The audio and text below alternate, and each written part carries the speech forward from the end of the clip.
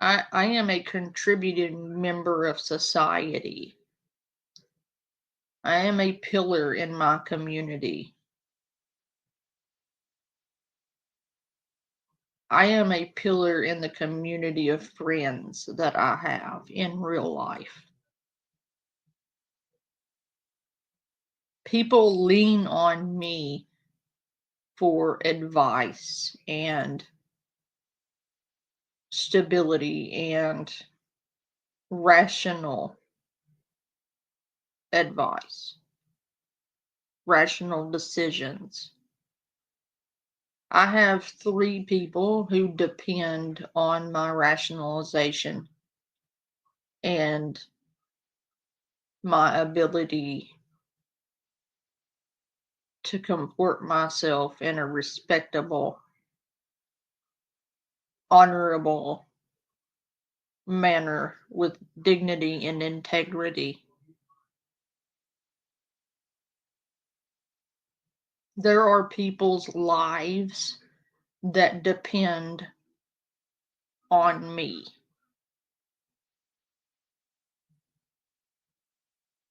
I can't be out here going to jail, getting locked up or hemmed up by police. I have to be responsible, a responsible contributing member of society. You want to call that a conformist? Go ahead. But I'm not in jail. I'm out here working a job, actually 2 jobs, supporting my family, keeping a roof over our heads, food in our bellies, and clothes on our backs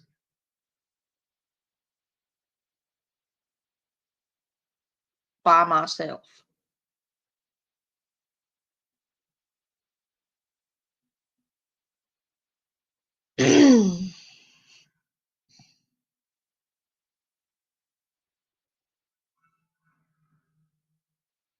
I just cannot. Like, what's going to happen to my kids if I get locked up? I am the only rational parent they have. I am the only decent parent they have.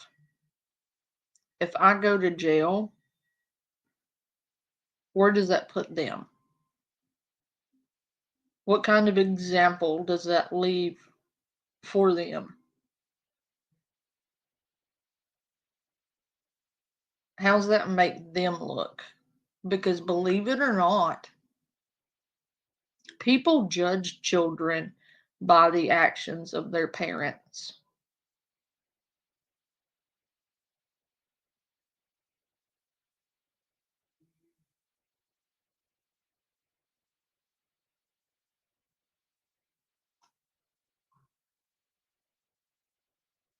That attitude right there is why you'll never be famous as Nick thinks he is. Right, Easy? I don't want to be famous. I just want to be a good mother. When I leave this world, I want to be remembered. I don't want to be remembered for being some Billy badass. I want to be remembered for the hope I instill in others. I want to be remembered for the good that I do. I want to be remembered for my integrity, my strength, and the courage it takes to push through when everything around you is falling apart.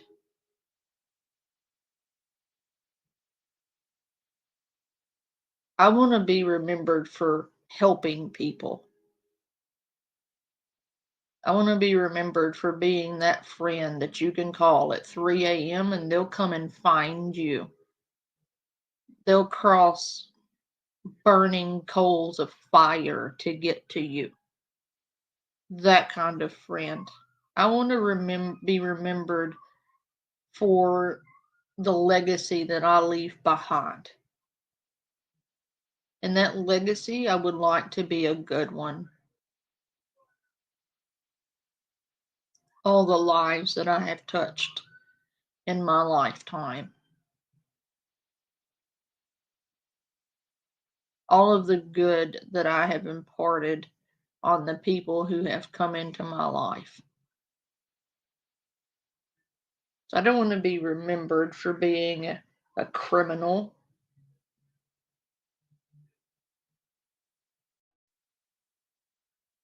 I want to be remembered for being a good friend, a good mom,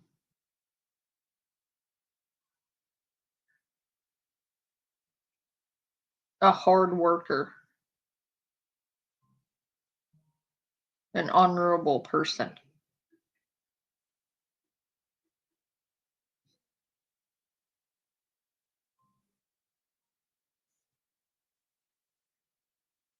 I would list other family members' names, but in truth, the only family I have left are my kids.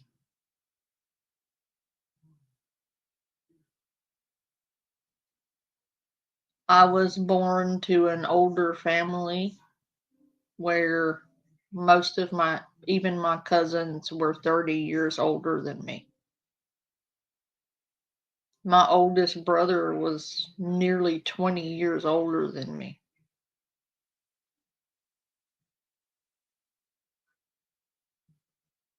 So, like, they don't have any family left. So, I can't be a good cousin because I don't have any cousins. Can't be a good sister. I don't have any siblings left. When I had them, I was a good sister.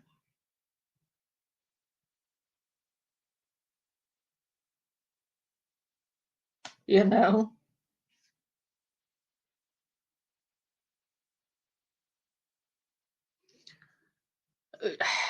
I guess I can't say that. I have friends who have become family. So I guess I have hundreds of brothers and sisters, chosen family. Blood family? No. Unfortunately, I don't. Um, that doesn't make me any less of a person or a family member just because 90% of my family are dead.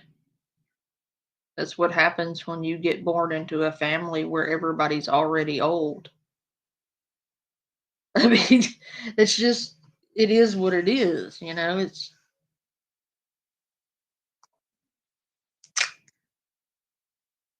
surely you know somebody like that. I don't know how else to explain it, but when I was born, most of my family were already elderly.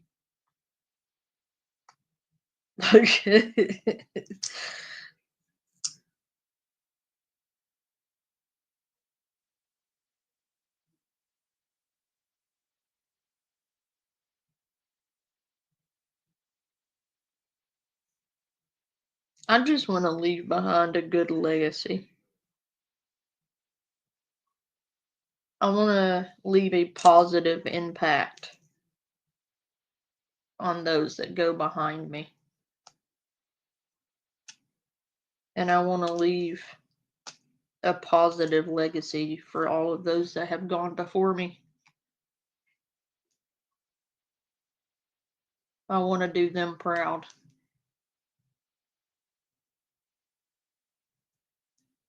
And there are times where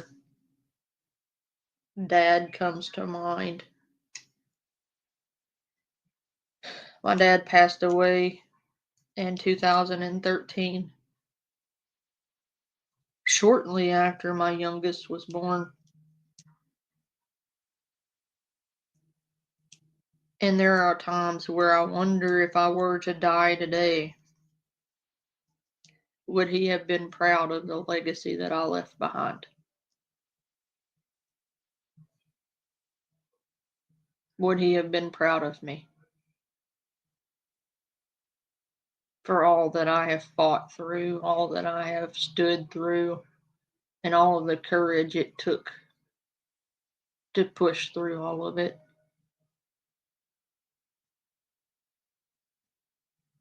I would like to think that he would have been proud. If I were to die today, I think he would have. I think he would have approved. And every day I try to live thinking about, well, if I go today, would I be satisfied with the legacy that I left behind?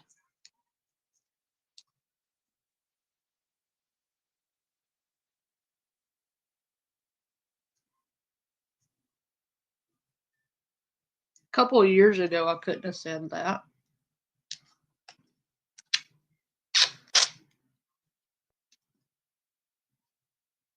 A couple of years ago, I was an asshole. But I've done a lot of work on myself over the past couple of years. And I am thankful that I am no longer the person I was a couple of years ago. I've grown up. I've grown up a lot. People who knew me maybe 4 years ago wouldn't recognize me now. I've been through so much, and so much has changed me that I don't think anyone would recognize me. And I'm kind of proud of that. There were times a couple of years back where I was a shithead.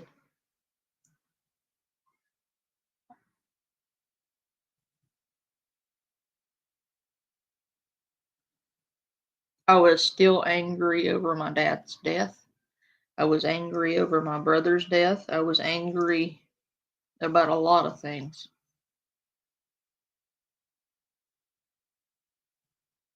And that bled over into how I treated people, how I regarded people, how I interacted with people.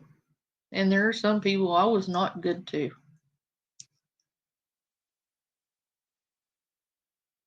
But I've done a lot of work, self work, work on me. But I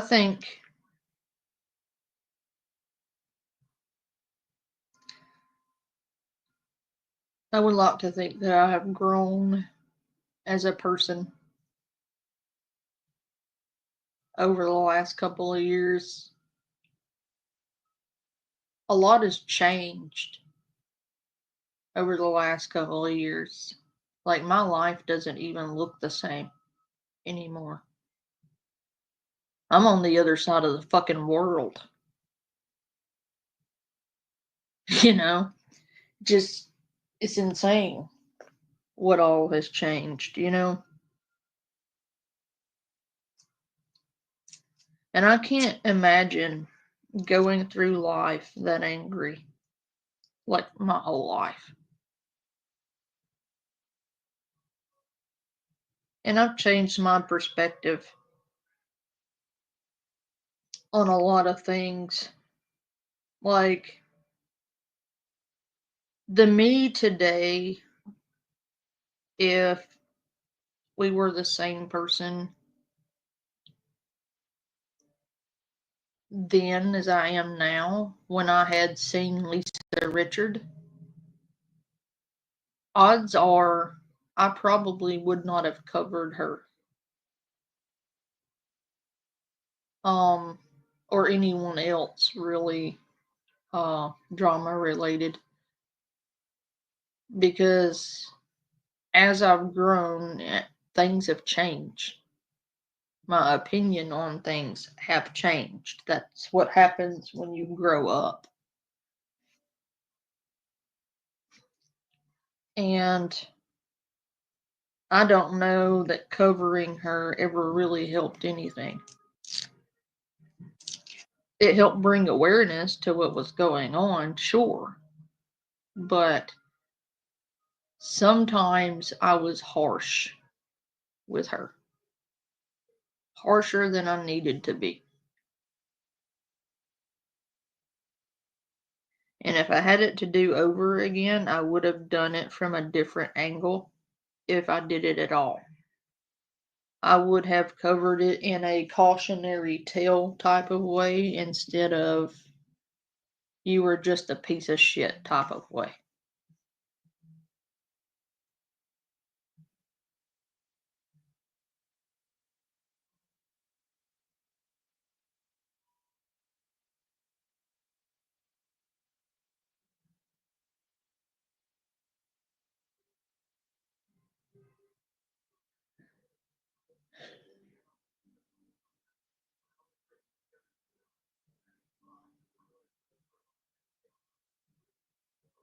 Yeah, but it didn't have to be me, Harry.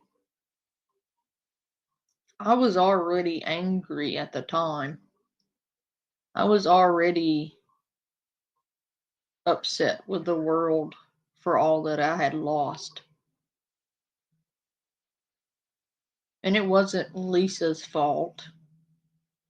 I lost my oldest brother. It wasn't Lisa's fault. I lost my baby brother. It wasn't Lisa's fault that I lost my dad and 90% of my family to cancer, heart disease, diabetes, car accidents, overdoses.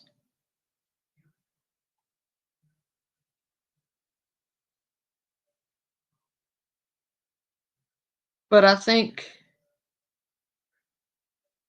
I channeled a lot of my anger towards her because it was justified, in my opinion, because she was a horrible person. But that doesn't make it right and it doesn't make it okay.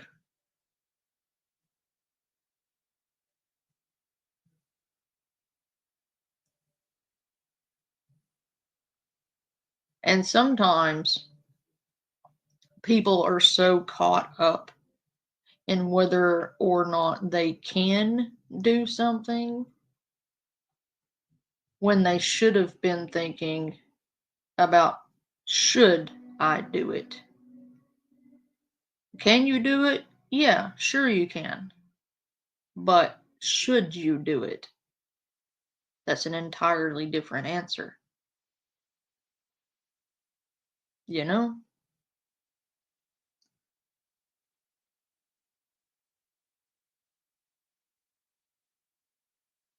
I feel bad for Lisa in a way. I'm not going to help her. Do not get this shit twisted. I can't stand her still, but I'm not going to shit on her either. Lisa is already at rock bottom. That girl could pass away at any time with the hold that that addiction has on her. She could pass away today. And I'm not going to be the last person to kick her before she does. Sure, my numbers took a hit when I stopped covering Lisa and Lori and all of them. But you know what didn't take a hit? My sleep.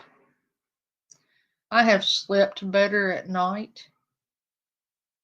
I have had more peace in my life, more joy in my life. And I wouldn't trade that for all the subs and views in the world. Because what that type of content attracts are like minded individuals to the person you are covering. And I don't want those kinds of people in my life. Because 90% of the people covering Lisa Richard or Lori Jones, most of them are worse than Lisa Richard or Lori Jones. You take a look into the lives of those people, the people covering them, and you will see that the people covering them are 100 times worse than Lisa Richard or Lori Jones. All you got to do is look.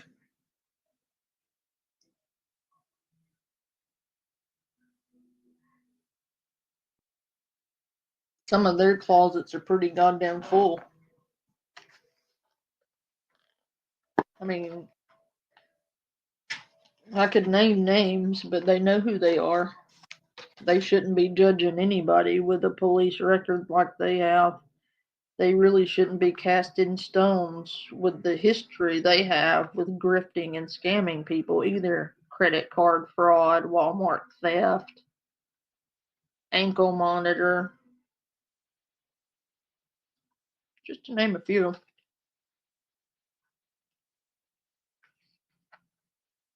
And what kills me is the hypocrisy of it all. Because they'll sit there on their live streams with 50 people in their chat, and meanwhile, they are 100 times worse than the people they're covering.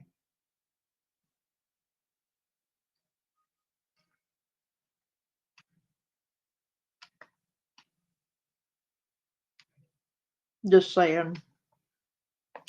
Anywho, I know I went down a rabbit hole there, sorry. But he started talking about being arrested 35 times.